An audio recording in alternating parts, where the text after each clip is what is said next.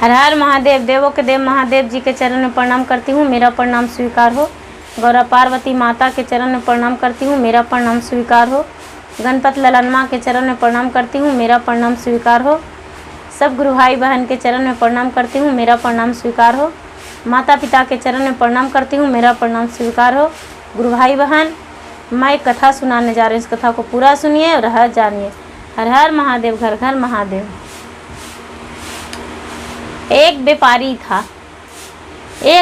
था। वो व्यापारी शंकर भगवान के पूजा करता था, बड़े मन से करता था, पूजा में लीन रहता था। पूजा पाठ उसको बहुत अच्छा लगता था। वो हर बार कहीं भी रहता था तो भगवान के मन में लगाए हुए रहता था और भगवान के हमेशा ध्यान लगा के अपना जाप करते रहता था। कोई 108 बार कहता है, लेकिन कितना बार जपता था उसका कोई ठिकाना नहीं है। वो शिव गुरु का ही ध्यान में लगा हुआ रहता था, लेकिन अपना काम भी करता था, कोई काम उसको बाकी नहीं था। और वो जो है व्यापारी, वो चंदन की लकड़ियाँ काट के और दूसरे जगह बेचने जाता था। तो उसे एक और व्यापारी मिले और बोले कि भाई तू चंदन की लकड़ियाँ कहाँ बेचते हो? उन्होंने बोला हम तो घूम घूम के बेचते हैं। तू कहाँ बेचते हो? बोले कि भाई हम तो कहीं दूसरे जगह ले जाते हैं, वो बहुत अच्छे कीमत देता है मेरा चंदन का लकड़ियाँ का। तो ऐसा करो कि तू मेरे लकड़ियाँ भी ले जाओ, और मेरे पास उतना समय नहीं है कि मैं जा सकूं, मेरा कुछ ज़रूरी खास काम है। ये बोले ठीक है, भोले बाबा की कृपा है, ले जाऊंगा और ले जाके और तुम्हारा लकड़ी भी बेच दूंगा। कोई बात नहीं भाई, तुम्हारा लकड़ी भी मैं बेच दूंगा। वो जो था वो एक और व्यापारी, वो भी अपना लकड़ियाँ इन्हें दे दिया। ये बेचारा अपना गाड़ी सवारी में लोड कर दिए और लोड करके ले जाने लगे। अपना जब लकड़ियाँ ले जाने लगे तो जिस शहर में बेचना था उस शहर में पहुँचे। तो उस शहर में इन्हें ले देखें तो कोई चंदन की लकड़ी थोड़ा सा जला रहे थे आग और ताप रहे थे। ठंडी का मौसम था। तो इन्होंने बोले भाई इतना चंदन की लकड़ियाँ महंगा है और आप आग जला के ताप रहे हो? ये तो टीका और पूजा से भी और धूप होम में काम आता है, और इसे तुम आग जला के ताप रहे हो? बोले अरे भाई यहाँ चंदन का लकड़ियाँ का कोई कीमत नहीं है। बोले ऐसा? तो हाँ, यहाँ चंदन का लकड़ियाँ का कोई कीमत नहीं है। बोले कि भाई हम तो दूसरे गांव से आए हैं, दूसरे जगह से बेचने आए हैं, व्यापार करते हैं चंदन का लकड़ियाँ का। यहाँ तो किसी लोग ने बोले कि हम वहाँ बेचने जाते हैं तो हमें अच्छा पैसा मिल जाता है। अब शिव गुरु की कृपा है, अब भोलेनाथ जो करेंगे वो करेंगे। वो बोले जो आग लहरा के जला के ताप रहे थे, वो बोले ऐसा करो कि मुझे ही दे दो, तुम घूर के जाओगे, लौटा के जाओगे तो तुम्हें दोगुनी भाड़ा भी लगेगा किराया, और तू क्या घूर के जाओगे, मुझे लकड़ियाँ दे दो। ये व्यापार बोले ठीक है ले लो। तो वो क्या किए कि वो लकड़ियाँ ले लिए। वो लकड़ियाँ ले लिए और लेकर और कुछ पैसे दे दिए और कुछ पैसे बाकी रख लिए, और बोले कि भाई ये पैसे जो हैं, जो लकड़ियाँ बिकेंगे तब देंगे पैसे, ऐसे नहीं देंगे। बोले भाई आपका लकड़ियाँ कब बिकेगा, कब मुझे पैसे दोगे, कहाँ हम रहेंगे? बोले कि ठीक है मेरे पास ही रह जाओ। बोले कि ठीक है आज के दिन तो रह सकते हैं, लेकिन रोज़ तो तुम्हारे पास नहीं रह सकते हैं भैया। बोले क्या होगा, रह जाओ। ये बोले कि ठीक है रह जाएंगे, लेकिन शाम में मुझे शिव मंदिर जाना होगा, हम शिव जी का पूजन करते हैं, प्रतिदिन मंदिर जाते हैं। वो बोले ठीक है चल जाना, लेकिन पहले मेरा जो काम है वो कर दो।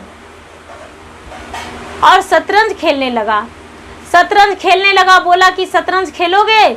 तो ये व्यापारी जो चंदन का लकड़ी लेके गया था उसे शतरंज खेलने का लूर नहीं था। वो बोला भाई मुझे शतरंज खेलने नहीं आता है, लेकिन जब ऐसा कह रहे हो तो खेलो।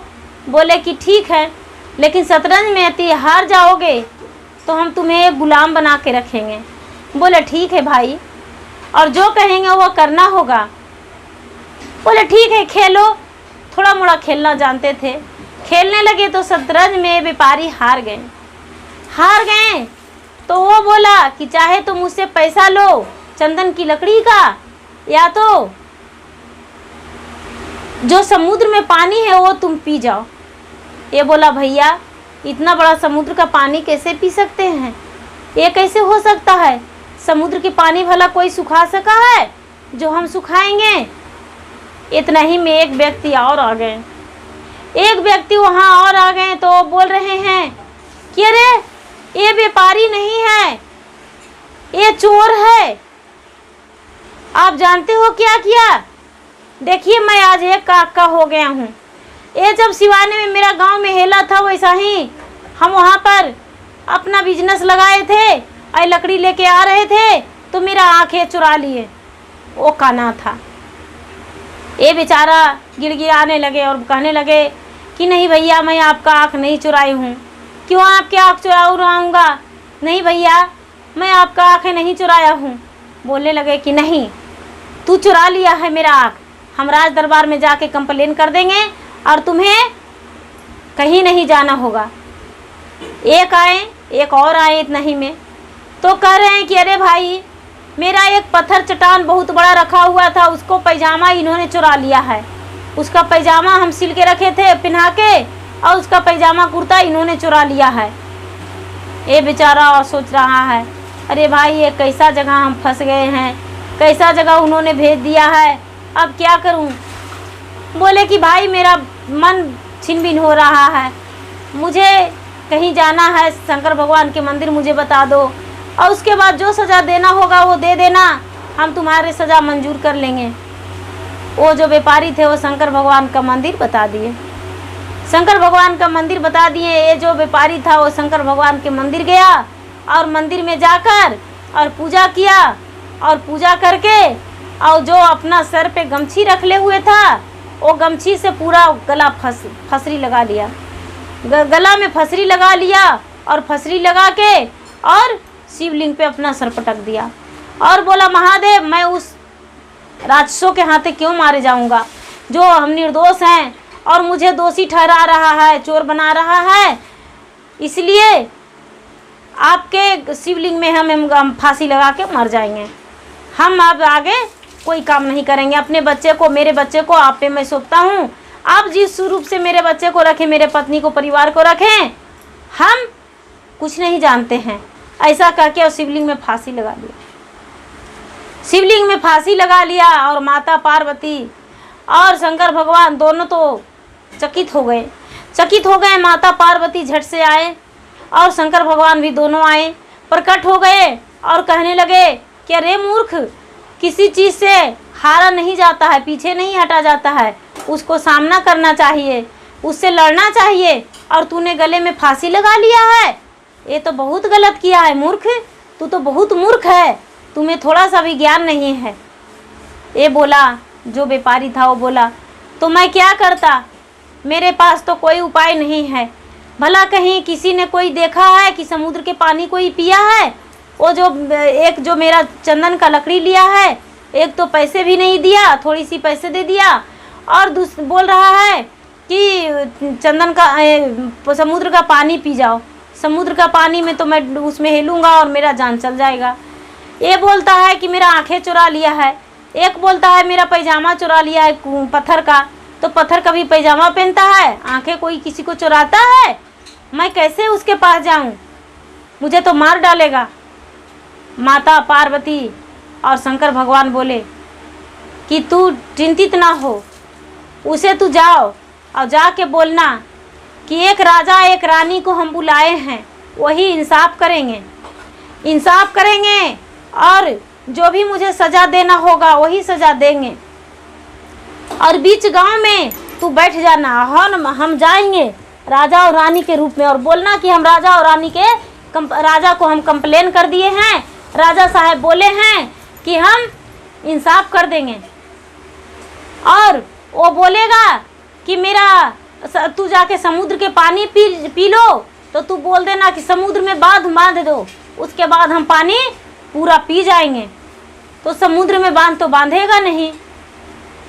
दूसरा वाला जो बोला है तो उसे बोलना कि भाई तुम्हारे आँखों जो था वो अपने आँखों में लगा लिए हैं, क्योंकि मेरा एक आँख में रोशनी कम था, तुम्हारा आँखों में रोशनी ज़्यादा था, तो इसलिए तुम्हारा आँखें चुरा लिए हैं। वो वाला आँख निकाल के दो, हम वजन करते हैं, यदि मेरे आँखों से तुम्हारा वजन ज़्यादा हो जाएगा तो हम अपना आँख नहीं देंगे, वजन बराबर होगा तो हम आँखें दे देंगे, हम अपना वजन करके लगाए हैं आँख में।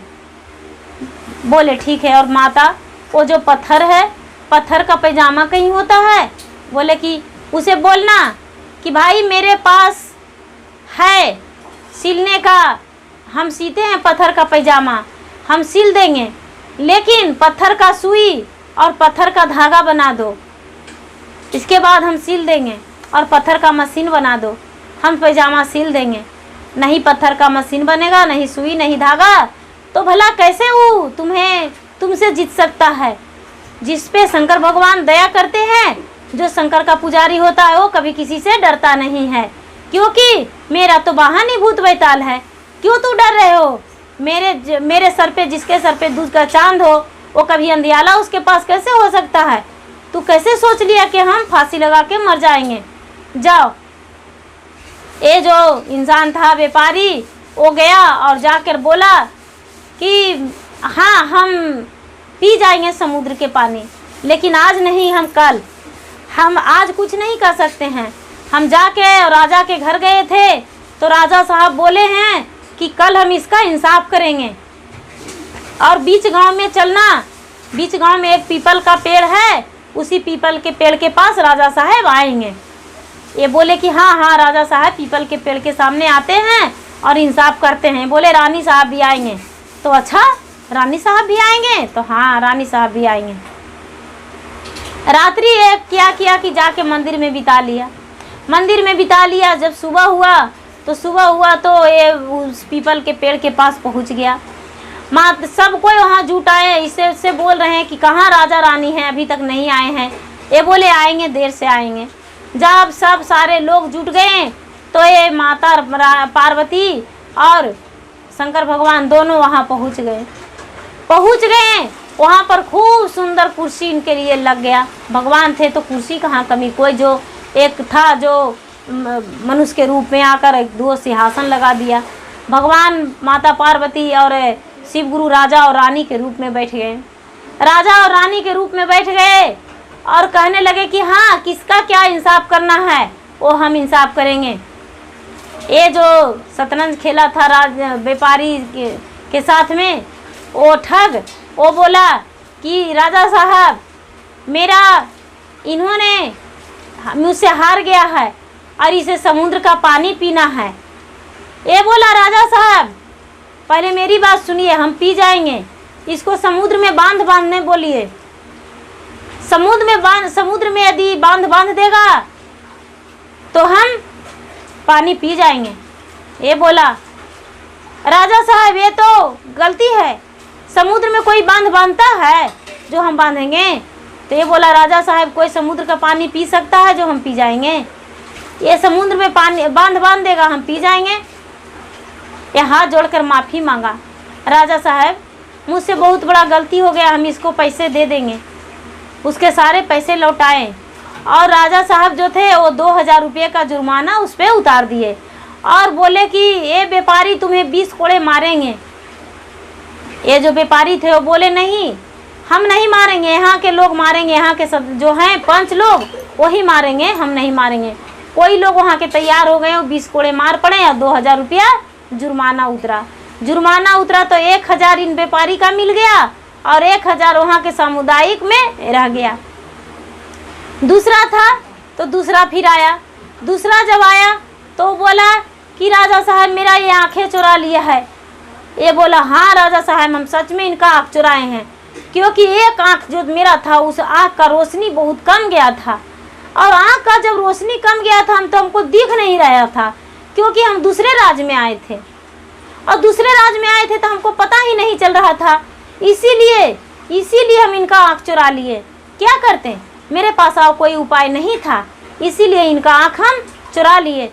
लेकिन राजा साहब मैं अपना आँख निकाल के इनको दे देंगे, लेकिन इनका पास एक आँख है, वो आँख मेरे पास चक्कू है, वो चक्कू से हम निकाल लेते हैं और निकाल के और पहले वजन करेंगे, उसके बाद ना अपना आँख दे के लगाएंगे। हो सकता है इनका आँख का वजन कम हो, मेरा आँख का बेसी हो जाए। मेरे पास आ गया इनका आँख तो अब ये पूरा चिल्लाने लगा, पूरा चिल्लाने लगा, हाथ जोड़ने लगा कि हे भगवान मुझे माफ़ कर दीजिए, हे राजा साहब मुझे माफ़ कर दीजिए, हम ऐसा गलती नहीं करेंगे। हमने तो ठगने को लिए ऐसे बोले थे, इनके पास 2 पैसे थे, उस चाह रहे थे कि हम किसी तरह से ठग लें, लेकिन नहीं नहीं, हम ऐसा नहीं करेंगे।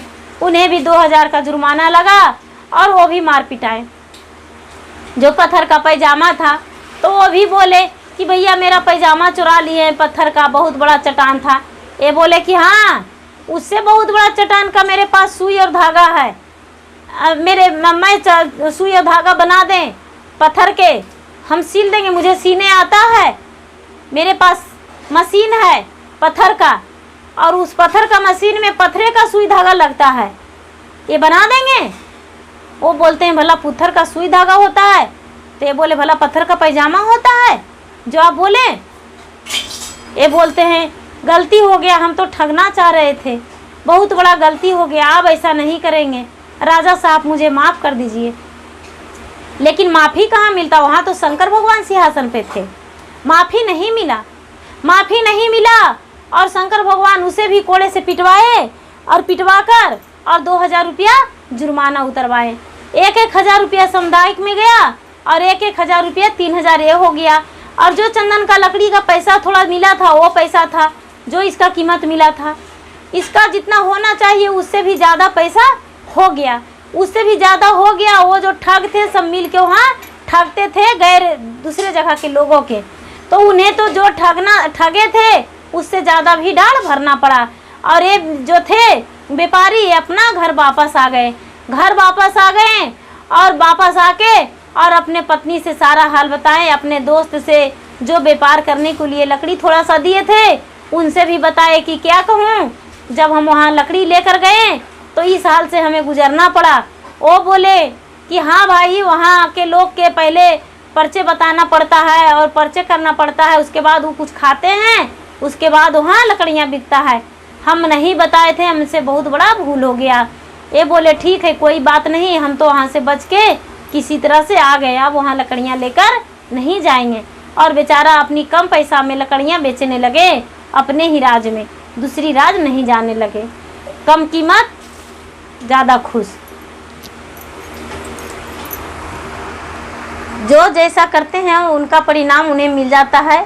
जैसे उन ठगों का परिणाम मिला, भगवान दिलाए खुद अपने से खड़ा होकर इस इंसान पे भगवान दया किए और दया करके और भगवान अपने साक्षात आके और सज़ा दिला दिए और सज़ा उन्हें मिला। गुरु भाई बहन, मेरा वीडियो अच्छा लगे तो इन्हें लाइक कीजिए, शेयर कीजिए, सब्सक्राइब कीजिए। धन्यवाद। हर हर महादेव, घर घर महादेव।